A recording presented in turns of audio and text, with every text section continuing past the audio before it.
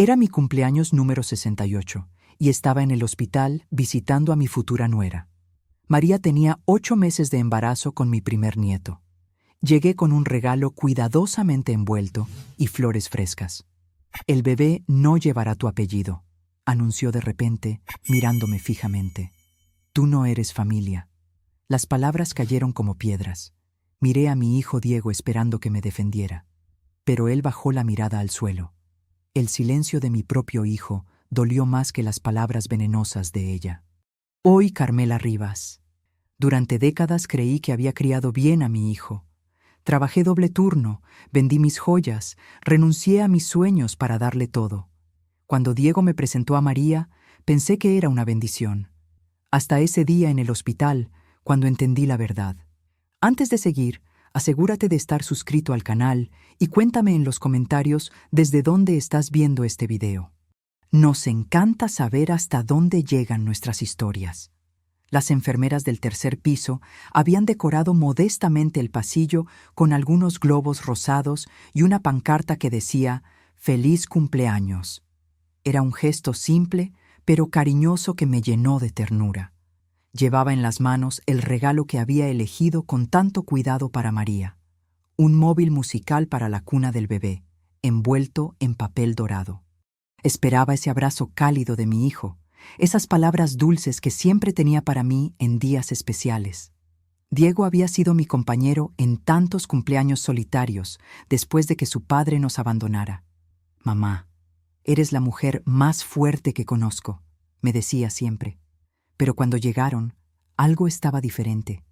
María entró con esa sonrisa que ahora reconozco como venenosa. Una curva perfecta en sus labios que no llegaba nunca a sus ojos. Llevaba el cabello recogido en un moño elegante y vestía una bata de maternidad cara que yo había ayudado a comprar. Traían globos, sí, pero sin ninguna intención afectiva real. Los sostuvieron por un momento antes de dejarlos flotar hacia un rincón, como si fueran un trámite molesto que había que cumplir. «Hola, Carmela», dijo María sin levantarse de la cama. El ambiente se volvió súbitamente helado. No me llamó mamá, como había hecho durante los últimos 2 años. No hubo beso en la mejilla. No hubo sonrisa genuina. Diego evitó mi mirada directa. Me acerqué con el regalo extendido, tratando de mantener el ánimo festivo. «Feliz cumpleaños para mí, pero el verdadero regalo será conocer a mi nieto», dije con una sonrisa forzada. Fue entonces cuando ella soltó la bomba. «El bebé no llevará tu apellido». La frase cayó como una piedra hirviendo sobre mi pecho.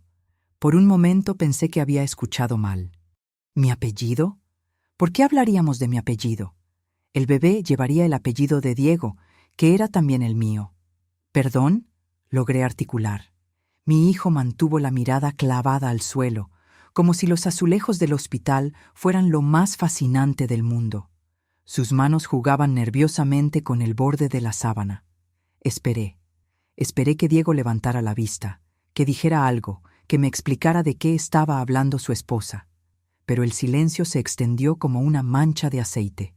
Nadie defendió mi dignidad básica en ese momento. Ni una palabra de apoyo, ni un gesto de solidaridad.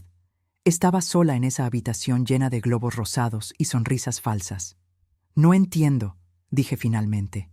Sentí como si todos los años de sacrificio se estuvieran evaporando frente a mis ojos. Las noches sin dormir cuando Diego tenía fiebre. Los 2 trabajos que mantuve durante 5 años para pagar su universidad. Las vacaciones que nunca tomé porque su educación era más importante. Una enfermera que pasaba por el pasillo detuvo el paso, sorprendida por la tensión que se respiraba en el ambiente. Nos miró con curiosidad antes de seguir su camino, probablemente sintiendo que había interrumpido algo privado e incómodo. Pero María continuó su discurso humillante con una frialdad que me heló la sangre. «Tú no eres familia, entiéndelo. Eres la abuela, nada más. Y las abuelas no deciden nombres ni apellidos». El mundo se detuvo por un segundo. ¿No era familia? Yo que había criado a Diego sola desde los 8 años. Yo que había sido madre y padre a la vez. Yo que había financiado su carrera, su primer coche, incluso parte de su luna de miel. Miré desesperadamente a mi hijo, buscando una reacción, Una palabra, cualquier señal de que no estaba de acuerdo con lo que acababa de escuchar. Diego asintió dócilmente sin pronunciar una sola palabra. Esa traición silenciosa dolió más que todas las palabras venenosas de María juntas. Era una puñalada directa al corazón de 30 años de amor incondicional. El regalo que había traído con tanto cariño quedó inútil en mis manos temblorosas. El móvil musical que había elegido pensando en las noches en que cantaría nanas a mi nieto, ahora parecía un objeto extraño y fuera de lugar. Mis manos comenzaron a temblar incontrolablemente. Sentí como si el aire del hospital se hubiera vuelto denso, difícil de respirar. Las luces fluorescentes parecían más brillantes, los sonidos más agudos. Pero tomé una decisión en ese instante. No lloraría frente a ellos. No les daría el placer de verme quebrada. Si querían crueldad, no tendrían el espectáculo de mis lágrimas como recompensa. Entiendo perfectamente, dije con una voz que no reconocía como mía. Dejé el regalo sobre la mesa auxiliar sin ceremonia. Me di la vuelta y caminé hacia la puerta con la espalda recta y la cabeza en alto. Abandoné el hospital sin despedirme, sin mirar atrás, sin dar explicaciones. Mis pasos resonaban en el pasillo de baldosas blancas mientras me alejaba de la habitación donde acababa de perder a mi familia. En el ascensor, mientras bajaba hacia el estacionamiento, entendí que algo definitivo había cambiado para siempre. No era solo el dolor de la humillación, era la claridad absoluta de que ya no había vuelta atrás. Durante el viaje de regreso a casa, mientras las luces de la ciudad se difuminaban por las lágrimas que finalmente me permití derramar, recordé todas aquellas noches preparando tareas con Diego. Él tenía apenas 8 años cuando su padre decidió que ya no quería ser responsable de una familia. Me quedé sola con un niño que necesitaba todo de mí. Las matemáticas nunca fueron mi fuerte, pero ahí estaba yo cada noche en la mesa de la cocina, ayudándolo con problemas que a veces me costaba entender. «Mamá, ¿puedes ayudarme con esto?», me decía con esa vocecita que derretía mi corazón. Y yo siempre respondía que sí, aunque tuviera que estudiar el tema antes que él. Cuando llegó el momento de la universidad, vendí mis anillos para pagar la inscripción. Eran las únicas joyas de valor que tenía.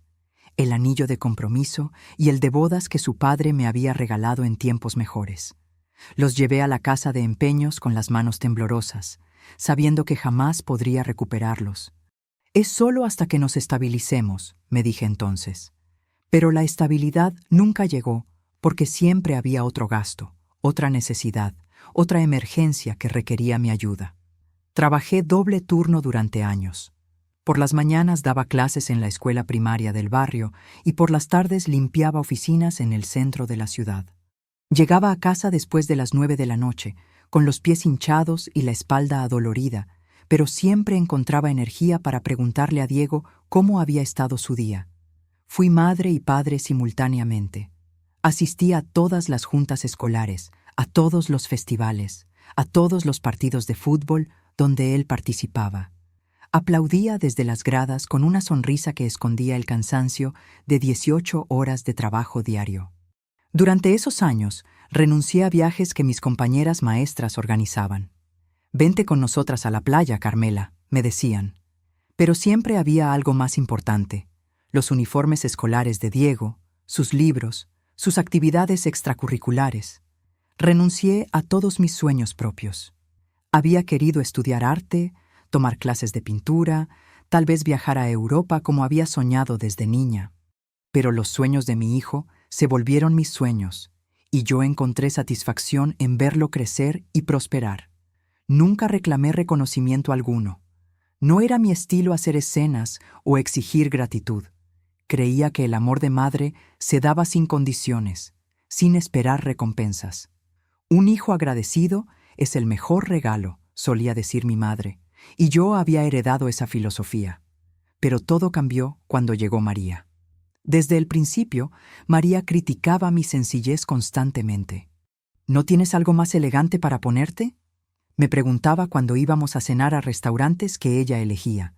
«Ese bolso está muy usado, ¿no crees?».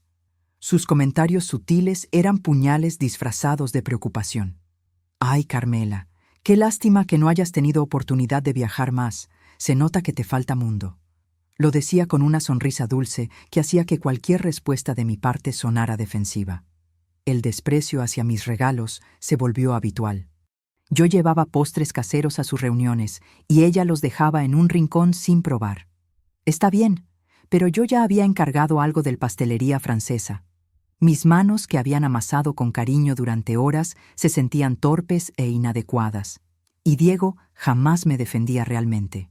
Cuando María hacía sus comentarios hirientes, él se limitaba a cambiar de tema o a hacer una broma incómoda. «Ya conoces a María, mamá, es muy directa», me decía después, como si eso justificara la crueldad. Con el tiempo comencé a ver el patrón repetido y entendí que no era un accidente. Era una estrategia deliberada para hacerme sentir pequeña, para establecer jerarquías donde yo ocupaba el lugar más bajo. Pero yo seguí dando porque era lo único que sabía hacer. Fui yo quien financié su primer departamento. Solo necesitamos el enganche, mamá. Después nosotros nos hacemos cargo de todo. Saqué mis ahorros de toda la vida, 180,000 pesos que tenía guardados para mi jubilación. También ayudé con los gastos prematrimoniales grandes. La boda costó 120,000 pesos adicionales. Es que queremos algo bonito, algo que recordemos toda la vida, me explicó Diego. Y yo, como siempre, encontré la manera de conseguir el dinero. Pero ellos siempre exigían más apoyo. Cuando se mudaron al departamento más grande, necesitaban ayuda con los muebles. Cuando María quedó embarazada, necesitaban ayuda con los gastos médicos privados. Mi amor se había vuelto un cajero automático al que podían acudir sin límites. Sus gracias sonaban cada vez más vacías. «Eres la mejor, mamá», me decía Diego, pero ya no había calor en sus palabras. Eran frases automáticas, respuestas programadas para mantenerme tranquila y dispuesta a seguir dando. Lo que más me dolía era darme cuenta de que la empatía hacia mí era completamente inexistente. Nunca preguntaban cómo estaba yo, si necesitaba algo, si mis propios sueños importaban. Había dejado de existir como persona para convertirme solo en una función, la madre que resuelve problemas. Esa noche, después de la humillación en el hospital, llegué a casa y me senté en la sala durante 1 hora en completo silencio. El peso de 30 años de sacrificios no reconocidos me aplastaba el pecho. Finalmente, con las manos aún temblorosas, llamé a mi abogado de confianza. El licenciado Robles había manejado la compra de mi casa años atrás y siempre había sido un hombre discreto y profesional. «Licenciado, soy Carmela Rivas. Necesito revisar unos documentos urgentes». Su silencio al otro lado de la línea entendió mi dolor mejor que cualquier palabra de consuelo. «Claro, licenciado.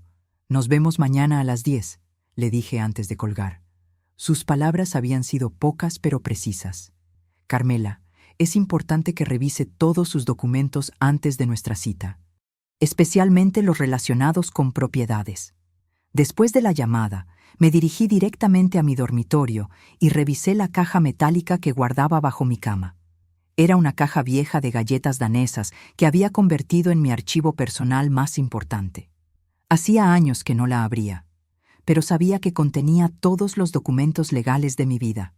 Mis dedos temblaron mientras levantaba la tapa oxidada. El olor a papel viejo y metal me transportó inmediatamente a momentos que había preferido olvidar.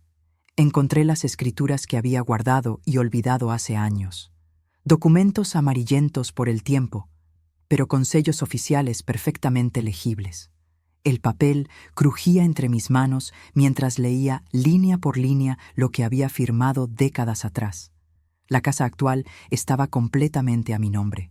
Leí y releí el documento 3 veces para asegurarme de que no estaba interpretando mal. Ahí estaba mi nombre completo: Carmela Rivas de Mendoza. Ni rastro del nombre de Diego en ninguna parte del documento. Me senté en la cama con las piernas temblorosas mientras la realidad se asentaba en mi mente. Diego nunca había firmado ninguna transferencia formal. Toda la casa, desde el enganche hasta el último pago de hipoteca, había estado siempre y únicamente en mi nombre. ¿Cómo pude olvidar algo así?, me pregunté en voz alta. La respuesta llegó como una bofetada, porque ellos habían vivido ahí durante tanto tiempo por mi generosidad que yo misma había empezado a creer que era su casa también, porque Diego hablaba de nuestra casa y nuestro hogar con tanta naturalidad que nunca cuestioné la realidad legal. Pero ahí estaba la verdad, negra sobre blanco. Seguí revisando la caja y encontré otros documentos que me hicieron entender que María había estado planeando apropiarse silenciosamente de todo lo que pudiera. Había copias de conversaciones donde ella preguntaba sobre procesos de herencia y derechos de nueras que yo había encontrado extrañas en su momento. Los documentos revelaban intenciones que habían estado escondidas durante meses. Notas manuscritas de María donde calculaba el valor de la casa, copias de páginas web sobre derechos sucesorios, incluso el nombre de un abogado especialista en disputas familiares. Pero lo que más me dolió fue lo que encontré al fondo de la caja. Mensajes viejos impresos que había guardado sin saber muy bien por qué. En una captura de pantalla que Diego me había enseñado, por error, meses atrás, encontré conversaciones entre él y María donde ella me llamaba estorbo financiero secretamente. Tu madre no entiende que ya no la necesitamos. Es un estorbo financiero que no sabe cuándo retirarse. La fecha del mensaje era de 6 meses antes del nacimiento del bebé. Recordé vívidamente el momento en que Diego me mostró su teléfono para enseñarme una foto del ultrasonido. Y por un segundo apareció la pantalla de mensajes. Él había cambiado rápidamente de aplicación, pero yo alcancé a ver parte de la conversación. En ese momento pensé que era mi imaginación. Diego no lo había negado jamás, porque nunca le pregunté directamente. Pero tampoco había defendido mi honor cuando tuvo la oportunidad. Esta nueva evidencia confirmó el patrón de desprecio profundo que había estado sintiendo durante meses. No era paranoia mía. No eran malentendidos. Era una estrategia deliberada para hacerme a un lado mientras seguían aprovechándose de mi generosidad. Guardé todos los documentos cuidadosamente y entendí que la escritura de la casa era mi única protección real. Sin ese papel, sin esa prueba legal, habría quedado completamente indefensa ante sus manipulaciones. A las 7 de la mañana siguiente, llamé al licenciado inmediatamente. Licenciado Robles, soy Carmela. Revisé todos los documentos como me sugirió. ¿Y qué encontró, Carmela? Que la casa está completamente a mi nombre. Diego nunca firmó nada. Hubo un silencio breve antes de que él respondiera. Puedes disponer legalmente de esa propiedad como consideres conveniente, Carmela. Es tuya por derecho. Sus palabras me dieron una fuerza que no había sentido en años. Era como si finalmente alguien me confirmara que tenía valor, que mis derechos importaban, que no estaba loca por sentirme maltratada. Sentí como si años de silencio forzado se estuvieran rompiendo. Había callado tanto, había aceptado tanto, había justificado tanto maltrato que había olvidado que tenía voz propia. ¿Qué me recomienda hacer, licenciado? Primero, ven a mi oficina. Necesitamos revisar todas tus opciones legales. Y Carmela, no tienes obligación de avisar a nadie sobre nuestras reuniones. Decidí no avisar a nadie sobre mis movimientos. Por primera vez en años, iba a tomar decisiones que nadie más conocería hasta que fuera demasiado tarde para detenerme. Dediqué el resto del día a reunir todas las pruebas posibles de las manipulaciones pasadas. Facturas que había pagado a nombre de ellos, transferencias bancarias, recibos de regalos costosos que nunca fueron valorados. Cada papel era evidencia de una relación unilateral donde yo daba y ellos tomaban. Me preparé emocionalmente para la ruptura que sabía que vendría. No iba a ser fácil, pero era necesario. Había tolerado la falta de respeto porque creía que era temporal, que las cosas mejorarían, que el amor eventualmente generaría gratitud. Pero ya no podía seguir viviendo en esa fantasía. Mientras organizaba los documentos en carpetas separadas, sentí como la determinación reemplazaba lentamente toda la tristeza que había cargado durante meses. No era venganza lo que sentía. Era algo mucho más poderoso, la decisión de recuperar mi dignidad. Con esa determinación recién encontrada, me presenté puntualmente en el despacho del licenciado Robles al día siguiente. Su oficina era pequeña pero ordenada, con estantes llenos de códigos legales y una ventana que daba a la calle principal. Después de revisar minuciosamente todos los documentos, el licenciado Robles me propuso algo que jamás había considerado: vender la propiedad. Carmela, usted tiene todo el derecho legal de disponer de su casa como considere conveniente, me explicó mientras ajustaba sus anteojos. Considerando la situación que me describe, esta podría ser la mejor manera de establecer límites claros. La oportunidad coincidía perfectamente con el embarazo avanzado de María. Estaba en su 8º mes, lo que significaba que tendrían un bebé recién nacido y necesitarían estabilidad. Era, irónicamente, el momento perfecto para que entendieran el valor real de lo que habían estado dando por sentado. «Pero ellos viven ahí», le dije, sintiendo una punzada de duda. «Ellos viven ahí porque usted ha sido extremadamente generosa, pero han demostrado que menosprecian tanto sus sacrificios como sus responsabilidades legales hacia usted». Sus palabras resonaron profundamente en mí. Era cierto. Habían asumido que la casa era suya por derecho, no por generosidad. Nunca habían preguntado sobre escrituras, nunca habían ofrecido ayuda con los gastos de mantenimiento, nunca habían considerado mi posición como propietaria legal.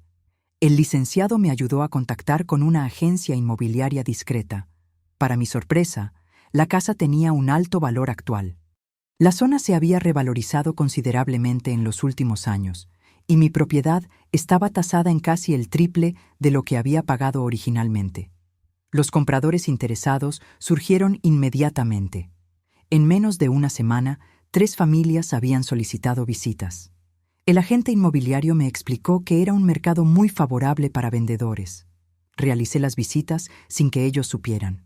Los martes y jueves por la mañana, cuando Diego estaba en el trabajo y María en sus consultas médicas, abría mi propia casa a extraños que la evaluaban como su posible nuevo hogar. La segunda pareja que vino a verla se enamoró rápidamente del lugar. Eran jóvenes, profesionistas, con esa energía esperanzada de quienes están construyendo su futuro juntos. Me recordaron a mí misma 30 años atrás, cuando soñaba con llenar esa casa de amor y familia.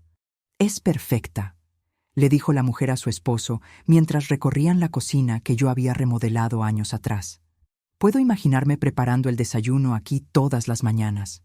Ofrecieron un precio justo sin demora, incluso ligeramente superior al precio de tasación.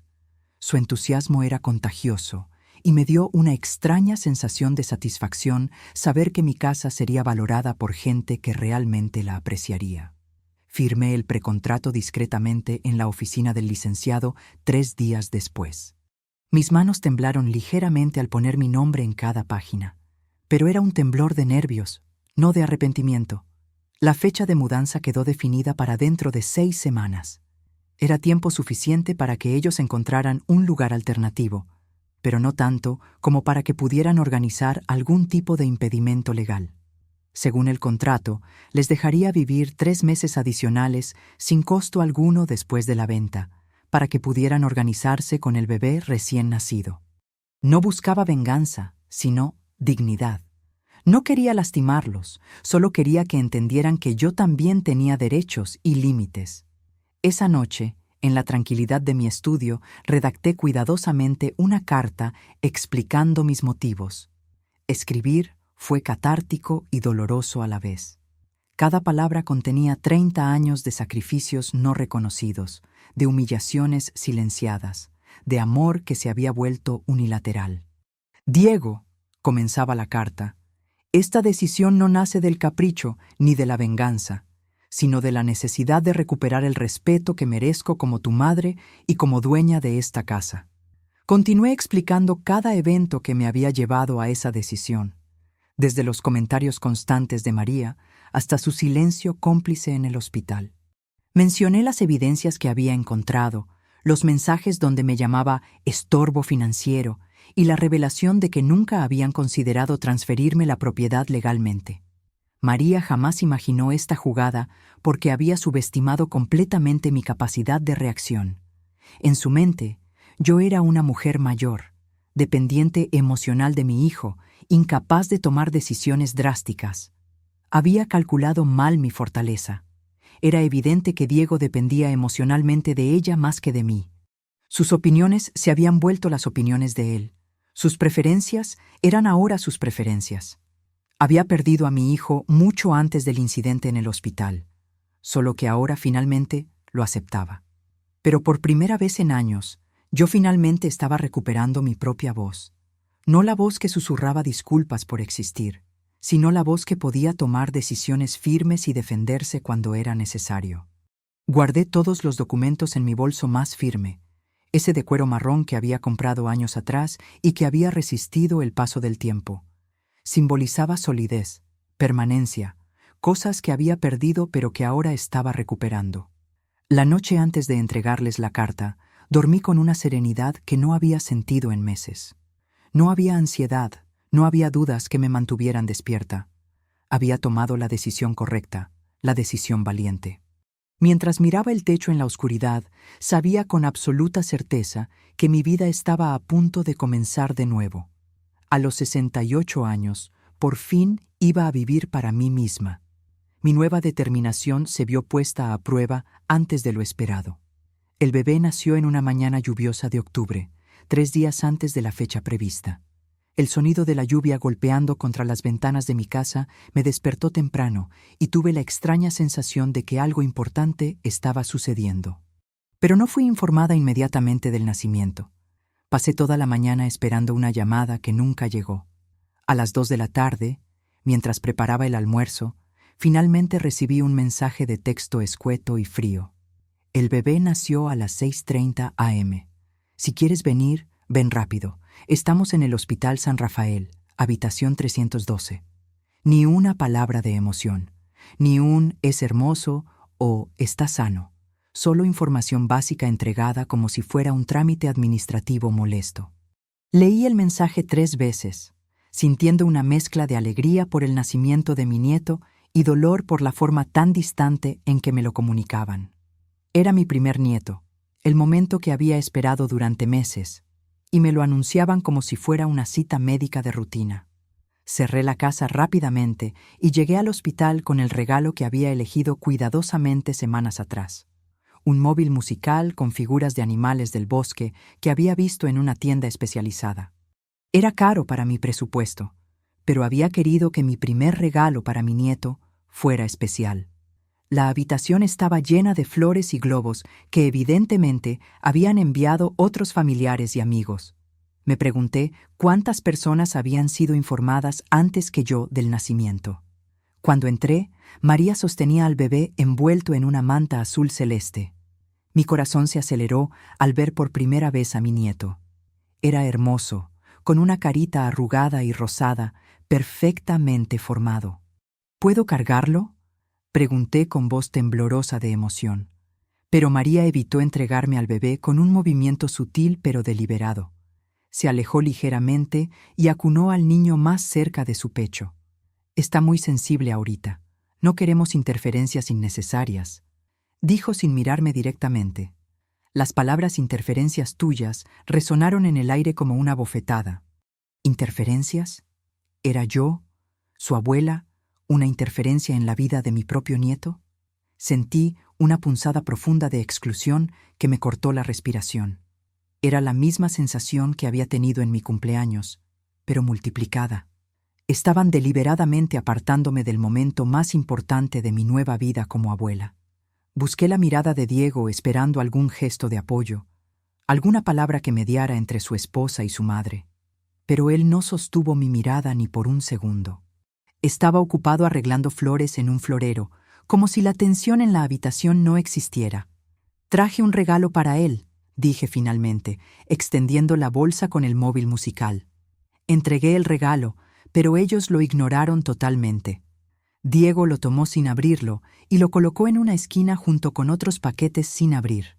Ni siquiera un gracias básico. El ambiente se volvió insoportable emocionalmente.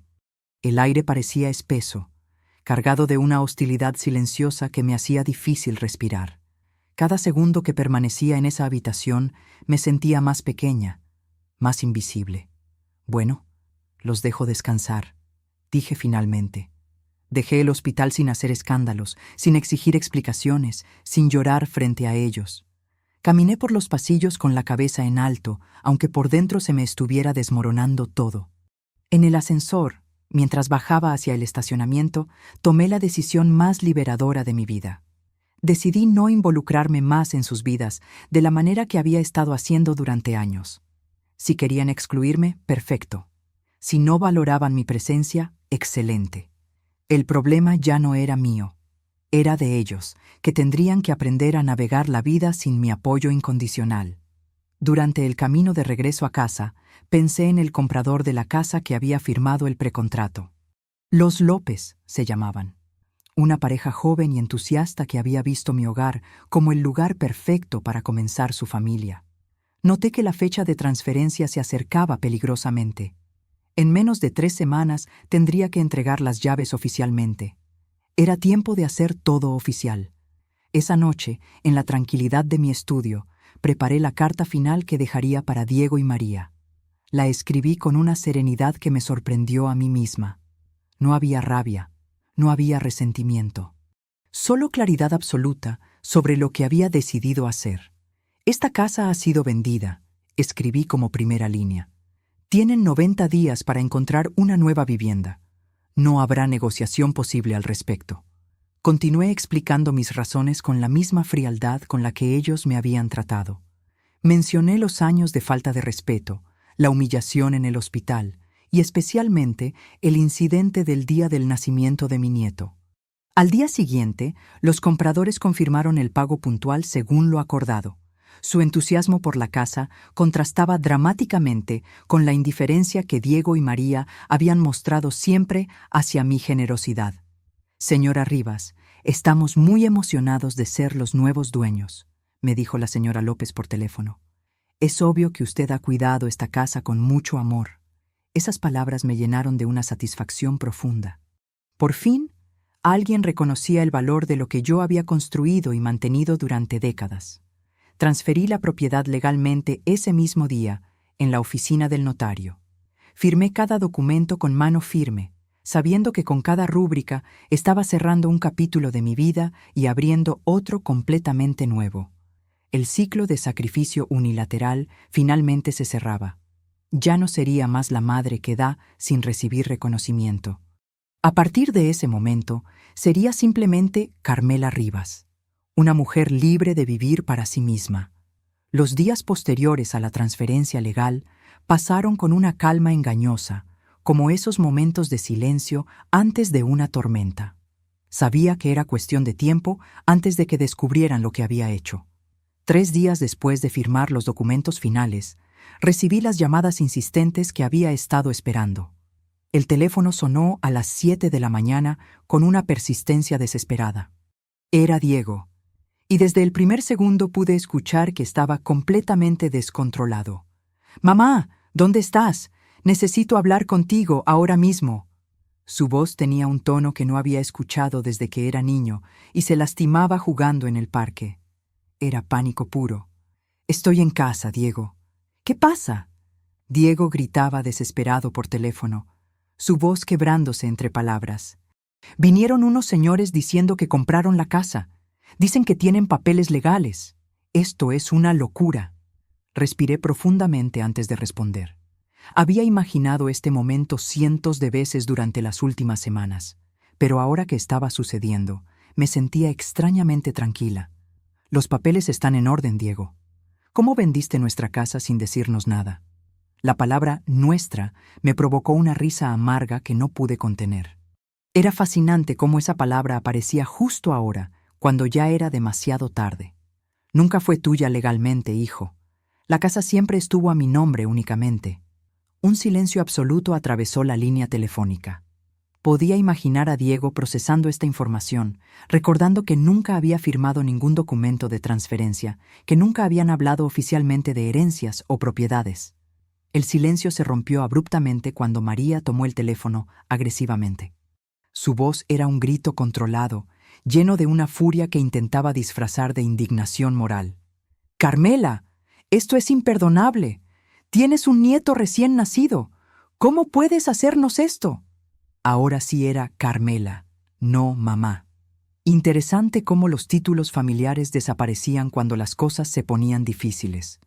María amenazó inmediatamente con acciones legales imaginarias, hablando de demandas por despojo, por abuso de ancianos, por manipulación emocional. Sus palabras salían atropelladamente, como si hubiera estado preparando este discurso durante días.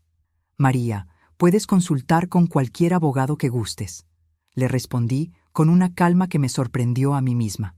Te explico las cláusulas claramente. La casa es mía, siempre lo fue, y tengo todo el derecho de disponer de ella como considere conveniente. Le mencioné los 90 días de gracia que les había otorgado para mudarse, el hecho de que no tendrían que pagar renta durante ese periodo y que todos los documentos estaban respaldados por un notario público. No tienen ningún derecho real sobre esta propiedad más allá de mi generosidad previa. Escuché un llanto furioso de fondo que reconocí como el del bebé. Probablemente toda la conmoción lo había despertado.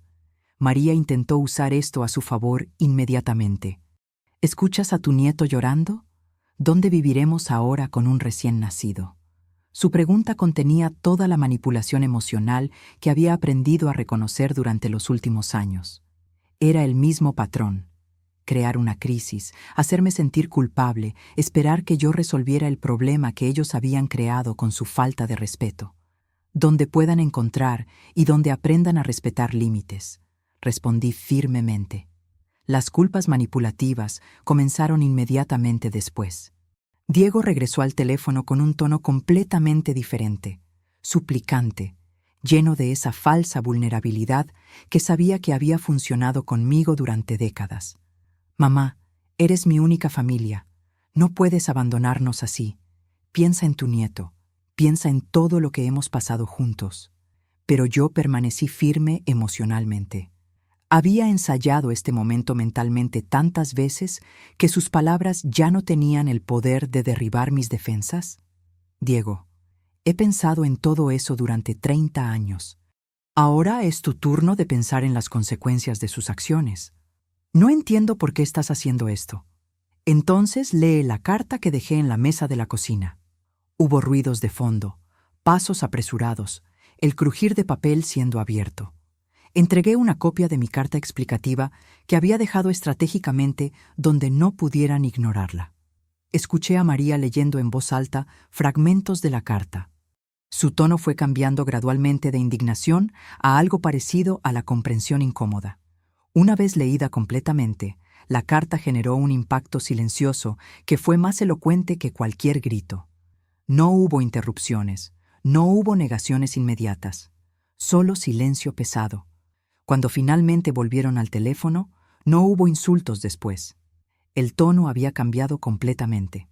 Era como si finalmente entendieran que no estaban lidiando con la Carmela de siempre, la que se disculpaba por existir y cedía ante cualquier presión.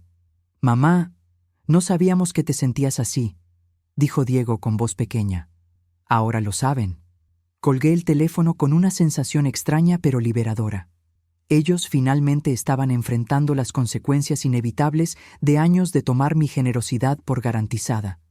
Por primera vez en décadas, yo respiraba autonomía pura. No tenía que explicar más. No tenía que justificar mis decisiones. No tenía que buscar aprobación para vivir mi propia vida. La casa estaba en silencio, pero era un silencio diferente al que había conocido antes. Era el silencio de la libertad. Esa sensación de libertad duró exactamente 2 días. El viernes por la tarde, mientras regaba las plantas del pequeño jardín trasero que tanto me relajaba, escuché pasos conocidos acercándose por el sendero lateral. Diego llegó completamente solo, llorando de una manera que no había visto desde que era adolescente. Su aspecto me impactó inmediatamente. Tenía ojeras profundas de preocupación que le daban años encima. Su cabello estaba despeinado, su camisa arrugada, y caminaba con los hombros caídos como si llevara un peso invisible sobre la espalda. Sin decir una palabra, se dirigió directamente hacia la mesa del patio y se sentó sin pedir permiso. Era la misma mesa donde habíamos desayunado juntos durante tantos sábados cuando él era niño, donde había hecho sus tareas de primaria, donde habíamos planeado su futuro universitario. ¿Por qué hiciste esto, mamá? Su voz era un susurro roto, cargado de una confusión genuina que me partió el corazón. Por un momento, volví a ver al niño de 8 años que me preguntaba por qué su papá se había ido. Me senté frente a él y respiré profundamente antes de responder. Esta conversación la había imaginado cientos de veces, pero ahora que estaba sucediendo, las palabras que había preparado no parecían suficientes. Diego, voy a explicarte años de desprecio acumulado que aparentemente tú no has visto o has elegido no ver. Comencé desde el principio. Le conté sobre los comentarios constantes de María sobre mi ropa, mi casa, mi forma de hablar. Le recordé las veces que había llevado comida hecha en casa a sus reuniones y cómo ella la desechaba discretamente. Le mencioné las ocasiones en que yo ofrecía ayuda con algo y era rechazada con esa sonrisa falsa que decía, no eres necesaria aquí. Diego escuchó sorprendido y completamente devastado. Su cara reflejaba una mezcla de shock y reconocimiento doloroso, como si estuviera recordando eventos desde una perspectiva completamente nueva. Pero mamá, ella es directa, pero no mala persona. Diego, María había distorsionado muchas verdades sobre mí durante años, y tú nunca cuestionaste su versión. Le expliqué cómo había encontrado los mensajes donde ella me llamaba estorbo financiero, cómo había planeado apropiarse de propiedades que nunca fueron suyas, cómo había manipulado cada situación para hacerme quedar como la interferencia en su vida perfecta. Pero fue cuando repetí la frase exacta del hospital que algo se rompió en él definitivamente. Tú no eres familia, entiéndelo. Esas fueron sus palabras exactas, Diego. Y tú asentiste. La forma dolorosa en que pronuncié cada palabra hizo que él finalmente comprendiera la gravedad de lo que había pasado. No era solo un malentendido o una diferencia de opiniones. Era una humillación deliberada que él había permitido. Él finalmente lloró sinceramente. No el llanto manipulativo que había usado por teléfono días atrás, sino lágrimas reales de un hombre que acababa de entender que había traicionado a la persona más importante de su vida. Mamá, yo no me di cuenta. No vi lo que estaba pasando. Diego, no te diste cuenta porque no querías verte. Era más fácil dejar que ella manejara la relación conmigo que enfrentar los conflictos.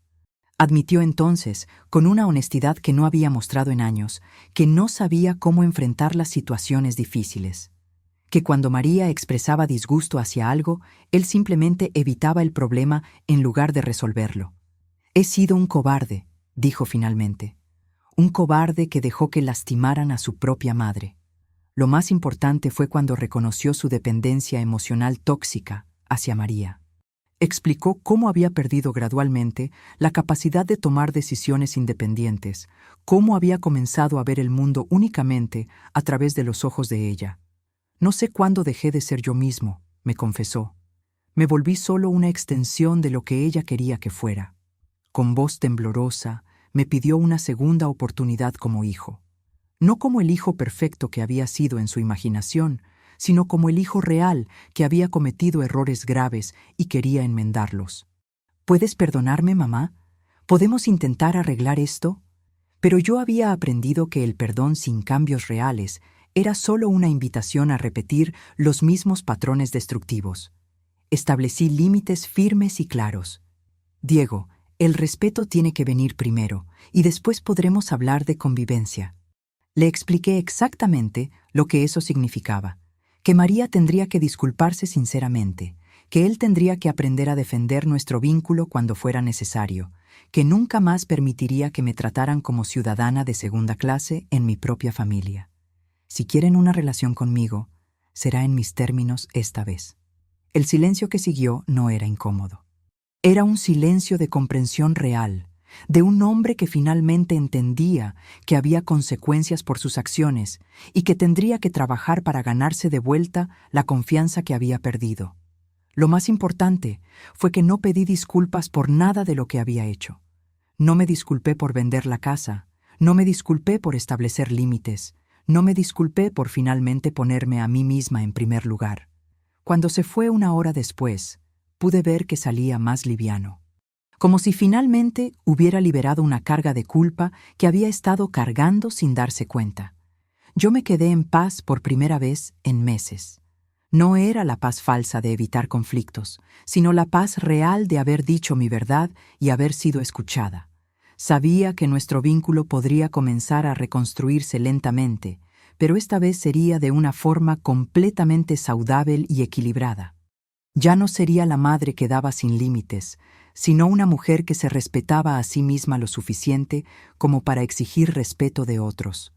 La transformación que había visto en Diego durante nuestra conversación cara a cara fue solo el comienzo de cambios que no había anticipado.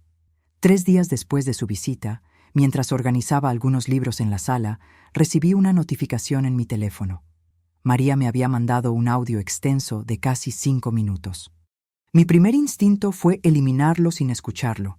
Después de todo lo que había pasado, no tenía ganas de enfrentar más manipulaciones o reproches.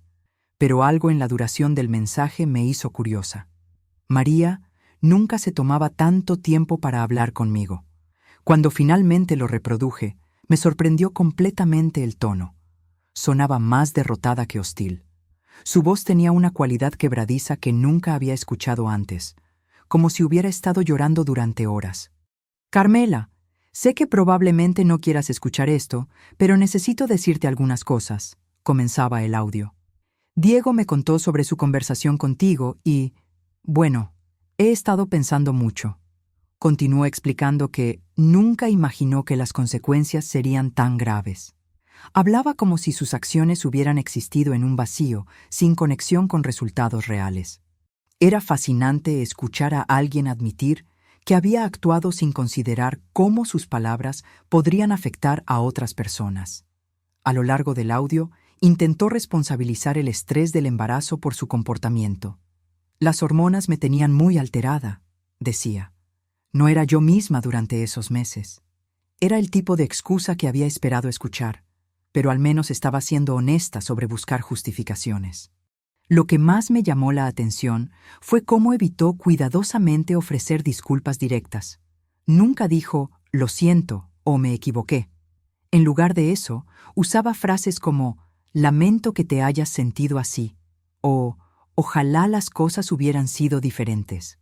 Era como si estuviera admitiendo que algo malo había pasado sin aceptar responsabilidad directa. Pero hacia el final del audio, María admitió algo que me sorprendió por su honestidad, que había tenido miedo de perder el control familiar. «Tenía miedo de que Diego te quisiera más a ti que a mí», confesó con voz temblorosa. En esas palabras reveló inseguridades profundas que habían estado escondidas detrás de toda su hostilidad. Era una mujer joven que se había sentido amenazada por el vínculo entre su esposo y su madre y había reaccionado tratando de eliminar la competencia percibida en lugar de fortalecer su propia relación. Después de escuchar el audio completo, entendí por primera vez parte del comportamiento que había mostrado durante años. No justificaba la crueldad, pero al menos le daba un contexto humano comprensible. Las inseguridades no excusaban la forma en que me había tratado, pero explicaban de dónde venía su necesidad constante de minimizar mi papel en la vida de Diego. Había estado luchando contra una amenaza que existía solo en su mente. Esa noche escribí una respuesta cuidadosamente pensada. Fue un texto firme pero respetuoso que establecía claramente mis límites sin ser cruel. «María, aprecio que hayas compartido tus sentimientos conmigo. Te respeto como madre de mi nieto y esposa de mi hijo, pero necesito que entiendas que voy a poner límites claros de ahora en adelante». Le expliqué que entendía sus inseguridades, pero que eso no justificaba años de trato irrespetuoso. Le aclaré que no estaba buscando competir con ella por el afecto de Diego, sino simplemente mantener una relación sana con mi familia. Su respuesta llegó inmediatamente, una serie de emojis llorando, seguidos de un mensaje corto que decía: «Entiendo. Tienes razón». Al día siguiente, me pidió ayuda para reorganizar la mudanza. Era evidente que la realidad de tener que encontrar una nueva casa con un bebé recién nacido la había sobrepasado completamente. Pero le sugerí que contratara un servicio profesional, en lugar de involucrarme directamente en el proceso. No era crueldad, sino autopreservación. Necesitaba mantener una distancia emocional segura mientras todos aprendíamos a relacionarnos de nuevas maneras. Hay empresas que se especializan en mudanzas familiares, le escribí. Pueden ayudarlos mejor que yo en este momento. Durante las semanas siguientes, María finalmente pareció entender las fronteras que había establecido. No hubo más mensajes manipulativos, no más intentos de hacerme sentir culpable por mis decisiones. Su silencio no era hostil, sino lo que parecía ser una resignación genuina. Era como si finalmente hubiera aceptado que las cosas habían cambiado permanentemente y que tendría que adaptarse a una nueva realidad. Tal vez era el comienzo de una madurez emocional que nunca había desarrollado antes. A sus 28 años, estaba aprendiendo por primera vez que las acciones tienen consecuencias reales y que no podía controlar a las personas a través de manipulación emocional. Lo más importante para mí era que no estaba nutriendo ningún tipo de rencor hacia ella. No sentía satisfacción por verla luchar, no disfrutaba su aparente sufrimiento. Simplemente estaba preservando mi propia sanidad mental después de años de permitir que otros dictaran los términos de mi felicidad. Era un acto de amor propio, no de venganza. Ese acto de amor propio que había estado practicando durante las últimas semanas estaba empezando a atraer cosas positivas a mi vida de maneras que jamás había imaginado. Una tarde de sábado, mientras limpiaba las ventanas de la sala, mi vecina Clara apareció inesperadamente en la puerta de mi casa. Clara era una mujer de mi edad que vivía 3 casas más abajo. Nos habíamos saludado cortésmente durante años, pero nunca habíamos tenido conversaciones profundas. Siempre me había parecido una persona agradable, pero yo había estado tan consumida por los dramas de mi propia familia que nunca me había tomado el tiempo de conocer realmente a mis vecinos. Traía en las manos un pastel casero de vainilla envuelto en papel aluminio. Su sonrisa era cálida, pero cautelosa, como si no estuviera segura de si sería bienvenida. «Carmela, espero que no te moleste que venga así sin avisar, pero supe lo que aconteció con tu familia». Sus palabras directas pero gentiles me tomaron completamente por sorpresa. En nuestro vecindario, la gente generalmente evitaba meterse en asuntos familiares ajenos. La invité a pasar y preparé café mientras ella colocaba el pastel en la mesa de la cocina. Había algo en su presencia que me hacía sentir segura, como si fuera una hermana mayor que había venido a cuidarme. Cuando nos sentamos finalmente una frente a la otra, algo en mi interior se rompió y comencé a llorar espontáneamente. No eran lágrimas de tristeza, sino de alivio. Era la primera vez que alguien se acercaba a mí con genuina preocupación por mi bienestar. Clara no intentó detener mis lágrimas ni minimizar mis sentimientos. Simplemente extendió su mano y tomó la mía en silencio, ofreciéndome ese consuelo humano básico que había estado faltando en mi vida durante tanto tiempo. «Carmela, he estado observando durante años cómo te trataban. Nunca fuiste tratada con la justicia que merecías».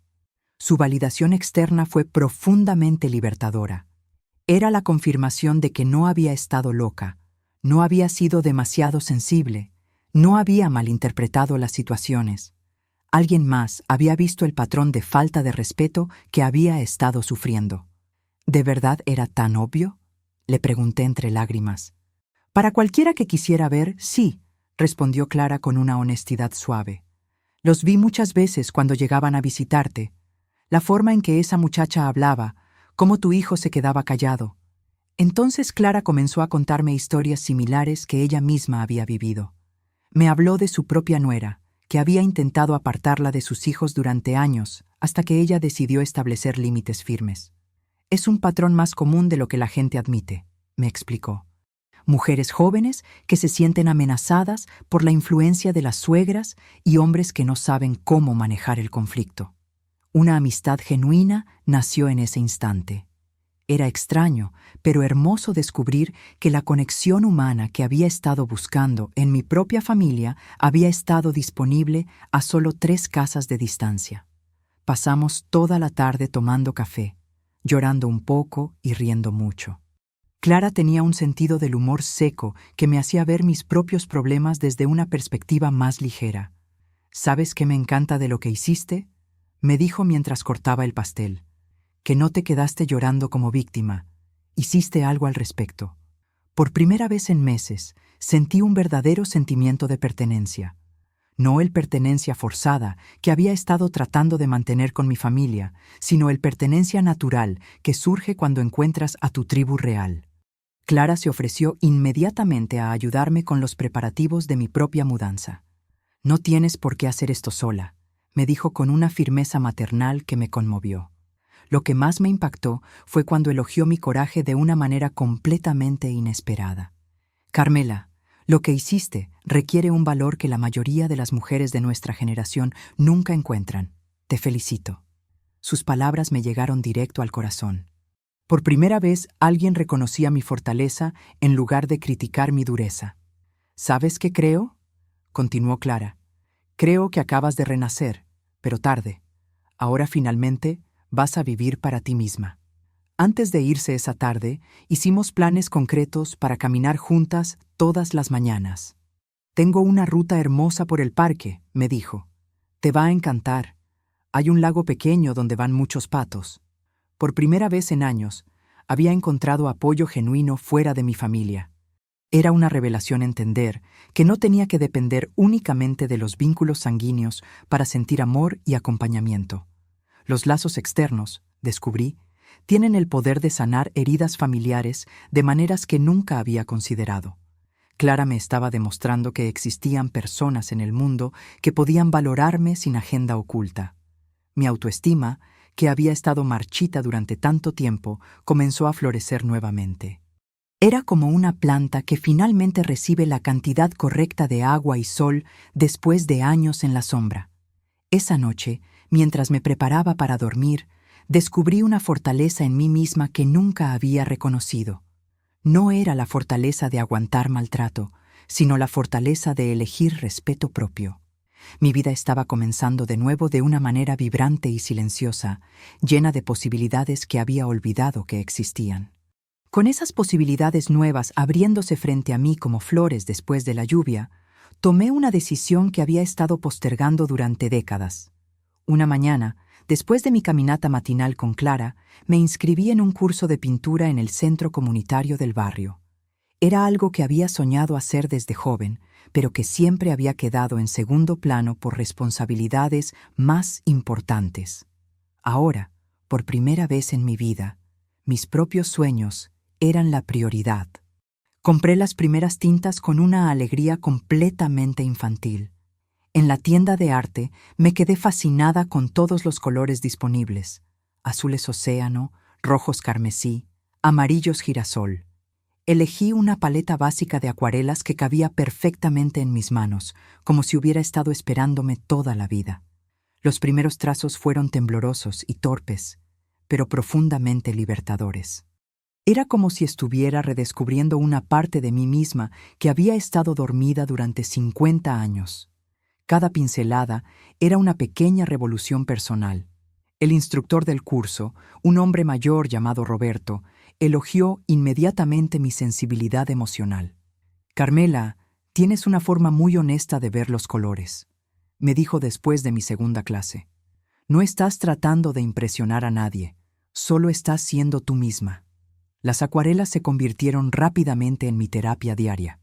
Cada mañana, después del desayuno, instalaba mi pequeño caballete junto a la ventana de la cocina y pintaba durante 1 hora. No importaba si el resultado era bueno o malo según estándares externos, importaba que era mío. Mantuve mi rutina de caminar en la plaza todas las mañanas con Clara. Esos paseos se habían vuelto sagrados para mí. Respiraba el aire fresco como una mujer completamente libre, sin el peso de expectativas ajenas sobre mis hombros. Era extraordinario vivir sin esperar la aprobación de nadie. Por primera vez en décadas, mis decisiones se basaban únicamente en lo que me hacía feliz o me daba paz. Por las tardes, había desarrollado el hábito de leer novelas en el parque pequeño cerca de mi nueva casa. Llevaba una manta vieja y me instalaba bajo un árbol de jacarandá que me daba sombra perfecta. Leía historias de otras mujeres, otras vidas, otros mundos posibles. En casa, hacía mi café fuerte exactamente como me gustaba. sin tener que considerar los gustos de nadie más. Era un lujo simple pero profundo poder tomar decisiones tan básicas sin consultar o justificar. Mi casa era pequeña comparada con la anterior, pero mi alma se sentía enorme dentro de ella. Cada rincón reflejaba mis gustos, mis colores preferidos, mis libros favoritos. No había concesiones estéticas para complacer a visitantes que nunca valoraron mi esfuerzo. Después de un mes pintando, fotografié mis primeras obras con un orgullo que no había sentido en años. Eran simples: flores, paisajes, retratos de Clara durante nuestras caminatas, pero eran completamente mías. Clara, que había visto mi progreso artístico durante nuestros paseos diarios, me incentivó a participar en una exposición comunitaria que organizaba la biblioteca local cada año. «Carmela, tienes que mostrar tu trabajo. La gente necesita ver lo que estás creando». Acepté su sugerencia con una emoción que me hizo temblar. Era aterrador y emocionante al mismo tiempo pensar en exponer mi arte a extraños, pero era exactamente el tipo de riesgo que la nueva versión de mí misma estaba dispuesta a tomar. Al prepararme para esa exposición, sentí un renacimiento completo a los 68 años. No era solo que hubiera recuperado mi independencia, era que había descubierto partes de mí misma que nunca había conocido realmente. Durante esas semanas de preparación, descubrí que disfrutaba profundamente mi propia compañía. Los silencios en mi casa no eran vacíos que necesitaba llenar, sino espacios ricos donde podía pensar, crear y simplemente ser.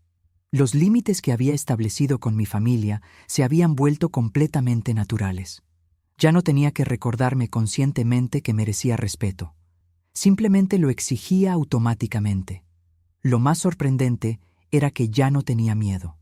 No miedo al conflicto, no miedo a la soledad, no miedo a decepcionar a otros. El miedo había sido reemplazado por una confianza tranquila en mi propia capacidad de cuidarme. El silencio interno, que antes había estado lleno de ansiedad y autocrítica, se había transformado en un descanso genuino. Mis pensamientos eran más amables conmigo misma, más compasivos, más centrados en posibilidades que en limitaciones. «Esta soy yo ahora», me dije mientras colgaba mi primera pintura en la pared de la sala. Una mujer que había aprendido que nunca es demasiado tarde para comenzar a vivir auténticamente. Esa autenticidad que había encontrado en mi nueva vida comenzó a generar cambios que jamás había anticipado. 3 semanas después de mudarme a mi casa pequeña pero llena de alma, Diego comenzó a enviarme fotos del bebé por mensaje de texto. No eran los mensajes forzados y obligatorios que había esperado. No había exigencias escondidas ni cobros emocionales adjuntos. Solo fotos simples de mi nieto, durmiendo, sonriendo, descubriendo sus propias manos pequeñas. El primer mensaje que acompañó una de las fotos me quebró por completo. «Mamá, míralo bien. Tiene exactamente tus ojos». Lloré discretamente al leer esas palabras mientras miraba la foto. Era cierto. El bebé tenía esa forma particular de ojos que había heredado de mi madre y que yo había pasado a Diego. Era como ver mi propia historia familiar continuando a pesar de todo lo que había pasado. Unos días después, Diego me escribió un mensaje más largo pidiendo permiso para una visita respetuosa. «Mamá, ¿podríamos venir a conocer tu nueva casa? Solo si tú quieres. No queremos presionarte». El tono era completamente diferente al que había usado durante años. No era el hijo que esperaba que yo dijera que sí automáticamente, sino un hombre adulto que entendía que necesitaba ganar el derecho a mi tiempo y mi espacio. Acepté la visita con una cautela amorosa, estableciendo límites claros desde el principio. «Pueden venir el sábado por la tarde, pero solo por 2 horas. Y Diego, necesito que María entienda que esta es mi casa y mis reglas». El sábado llegaron puntualmente. Lo primero que noté fue que María parecía completamente diferente. No físicamente, sino en su energía. Había perdido esa arrogancia sutil que siempre había caracterizado su presencia. Se veía más pequeña, más humilde, más humana. Sin prompting de nadie, María se acercó a mí inmediatamente y me pidió disculpas sinceras por primera vez desde que la conocía. «Carmela, necesito que sepas que he estado pensando mucho en todo lo que pasó. Me comporté terriblemente contigo y no tengo justificación para eso. Sus palabras no sonaban ensayadas ni manipulativas. Sonaban como si hubieran salido de un lugar de reflexión genuina y arrepentimiento real. Continuó agradeciendo específicamente el hecho de que les hubiera permitido quedarse en la casa durante los 3 meses de transición. Esa generosidad que mostraste después de cómo te traté, eso me enseñó más sobre quién eres realmente. Aprendí de la manera más dura posible que las acciones tienen consecuencias, me dijo mientras sostenía al bebé, y que el respeto no es opcional en una familia. Observé cómo cargaba al bebé con una delicadeza nueva, diferente. Era como si la maternidad la hubiera suavizado de maneras que no había esperado. O tal vez era que finalmente estaba madurando emocionalmente. Cuando me extendió al bebé para que lo cargara, lo abracé suavemente, completamente emocionada por poder finalmente conocer a mi nieto en un ambiente de respeto mutuo. El pequeño se acurrucó inmediatamente contra mi pecho y se durmió profundamente. Sentí como si un ciclo doloroso finalmente estuviera siendo sanado. No era solo que pudiera cargar a mi nieto, era que podía hacerlo sin sentir que tenía que caminar sobre cáscaras de huevo. Durante esas 2 horas, quedó claro que ambos habían comprendido completamente los límites que había establecido. No hubo intentos de extender la visita. No hubo sugerencias de cambios en mis planes. No hubo críticas veladas sobre mi nueva casa o mi nueva vida. Lo más importante fue que yo no cedí ninguno de mis principios fundamentales para mantener la paz. No me disculpé por haber vendido la casa, no minimicé el dolor que me habían causado, no pretendí que todo estaba perfectamente bien. Pero algo hermoso estaba sucediendo. Nuestra relación estaba renaciendo completamente libre de los patrones abusivos que la habían caracterizado durante años. El amor seguía existiendo entre nosotros, pero ahora tenía una base sólida de respeto mutuo que nunca había tenido antes. Cuando se fueron esa tarde, me quedé con la sensación de que nuestra familia se estaba reconfigurando de una manera mucho más saludable. Ya no éramos una familia donde una persona daba todo y otros tomaban todo. Ahora éramos personas individuales que elegían conectarse desde el respeto. Por primera vez en años, mi corazón encontró una paz genuina con respecto a mi familia. No era la paz falsa de evitar conflictos, sino la paz real de relaciones honestas basadas en límites claros y amor auténtico. Mi nieto tendría una abuela que se amaba a sí misma lo suficiente como para enseñarle sobre dignidad personal a través del ejemplo. Esa paz genuina que había encontrado con mi familia se convirtió en el fundamento de algo aún más hermoso, una tranquilidad profunda conmigo misma. 3 meses después de nuestra reconciliación respetuosa, me encontraba sentada frente a mis acuarelas en una tarde perfecta de primavera. La luz dorada de la tarde entraba por la ventana de mi pequeño estudio e iluminaba todo con una calidez que parecía venir directamente del cielo. Mis pinceles estaban ordenados por tamaño, mis colores dispuestos como un arcoíris miniatura, y frente a mí esperaba un lienzo en blanco lleno de posibilidades infinitas. Por primera vez en mi vida, sentí un orgullo completamente indescriptible de mí misma. No era orgullo por haber sobrevivido adversidades o por haber cumplido expectativas ajenas. Era el orgullo profundo de una mujer que finalmente se había convertido en la protagonista de su propia vida. Miré hacia atrás y pude ver claramente el camino recorrido. Durante décadas había sido una actriz secundaria en mi propia historia, siempre respondiendo a las necesidades y deseos de otros. Ahora, a los 68 años, había reclamado mi papel central.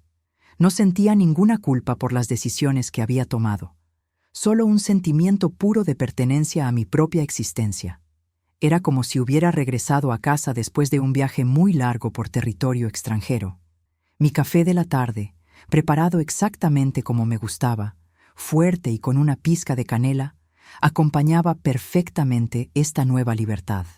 Cada sorbo sabía a autonomía recuperada, a decisiones tomadas desde el amor propio en lugar del miedo al rechazo. Los pájaros cantaban melodías alegres en mi pequeño quintal trasero. Había plantado un jardín modesto pero colorido, girasoles, margaritas y algunas hierbas aromáticas que usaba para cocinar. Cada planta había sido elegida únicamente porque me traía alegría, no porque impresionara a visitantes. Mi casa se había transformado en algo que nunca había experimentado antes. Sentía como un abrazo constante. Cada rincón reflejaba mis gustos auténticos, mis colores favoritos, mis libros más queridos. No había concesiones estéticas, no había decoración destinada a complacer a otros. Mientras preparaba mis pinceles para la sesión de pintura de esa tarde, mi teléfono vibró suavemente. Diego me había enviado un mensaje cariñoso. «Mamá, espero que tengas una tarde hermosa. Pensé en ti mientras veía los girasoles en el parque». Sus mensajes habían evolucionado completamente. Ya no buscaban algo de mí, sino que simplemente compartían momentos de conexión genuina. Era la diferencia entre un hijo que necesita y un hijo que ama. Media hora después, María me mandó una foto donde aparecía sonriendo genuinamente mientras le leía un cuento a mi nieto. No había filtros, no había poses artificiales, solo una madre joven disfrutando un momento simple con su hijo. Era hermoso ver cómo mi netito crecía rodeado de un amor que ahora era más sano y auténtico. Las tensiones familiares que habían contaminado el ambiente durante años habían sido reemplazadas por una armonía que beneficiaba a todos, especialmente al bebé. Nuestra relación familiar estaba finalmente sana y equilibrada. Las visitas sucedían cuando todos queríamos que sucedieran, no por obligación o manipulación emocional.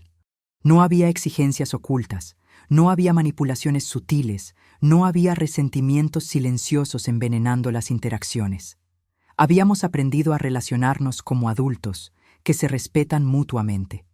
Mi familia estaba aprendiendo nuevos patrones de comportamiento que serían mucho más sanos para las generaciones futuras. Mi nieto crecería viendo relaciones basadas en respeto mutuo en lugar de sacrificio unilateral. Lo más importante era que yo mantenía mi vida propia completamente intacta. No había vuelto a ser la abuela que existía solo para resolver problemas ajenos. Era una mujer completa que también resultaba ser abuela cuando la situación lo permitía.